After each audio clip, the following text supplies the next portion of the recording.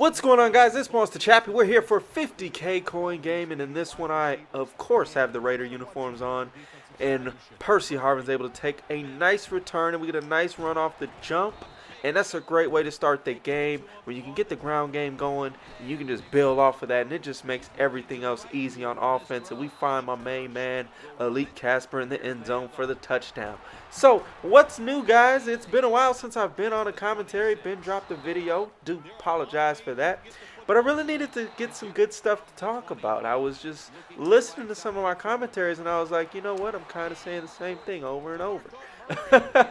So to avoid that, I just took a little break and just got some fresh material. So hopefully I don't sound repetitive every single time you listen to me. With that being said, let's go ahead and talk about some MUT real quick, and then we'll talk about why you don't want to play angry.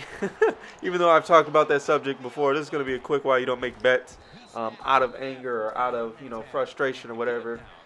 It's just because it's just not a good idea. But as far as MUT goes, there's been a lot of new cards added recently, especially over the weekend and over like the last week or so. There's just been a ton of new cards between the Team of the Weeks, between the Fear cards, or the Halloween cards, whatever you want to call them. You still got new Rising Stars, you still got new packs, you still got various cards coming out of everywhere, new legends, etc., etc. So with that being said, there's a lot more potential for me to put a better all-time Raider team together, and also for you guys that aren't doing like an all Raider or all Falcon or all whatever team is your favorite team, content wise or theme wise. It's just a lot of great players you can just add to your squad. I can see GS has been adding a lot of the top players to his team, like the new Rod Woodson that came out. There was a new Cromartie that just dropped. There's new JJ Watts. There's just a lot of good elite cards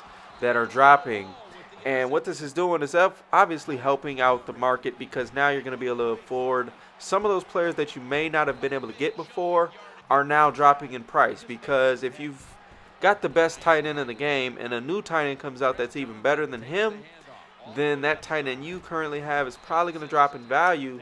Likewise, if you're waiting on that, for my instance, I'm waiting on Gene Upshaw to drop. So when they drop another left guard, every time they drop another good elite left guard, it's going to naturally drop the price just a little bit of Upshaw, and then I put a big smile on my face as his price goes down 10 or 20K each time. So that's always a good thing. So be patient sometimes, and one of those cards that you are looking for may drop in price. Always just kind of search the market, because sometimes people really want to just sell a card very quickly, and you can just snipe one that way.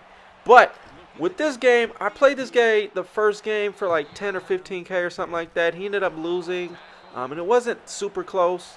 But then, he thought it was just kind of fluky, so, he decided let's just run it back, and this was the result. So, don't send those angry, wager matches or bets or anything like that, because it usually doesn't work out. And this is the one and only large quick sell I'll do. As you can see, I got 20K, and at the time when I was, figuring out how much badges were going, 50K would have made me break even. So I will not be doing any more of those large quick sells. A waste of badges and potential coins, in my opinion. But that's going to do it for this video, guys. A lot more coming in the near future. Hopefully you stick around, and hopefully you have some fun. It's Monster Chappie. Till the next time, we gone.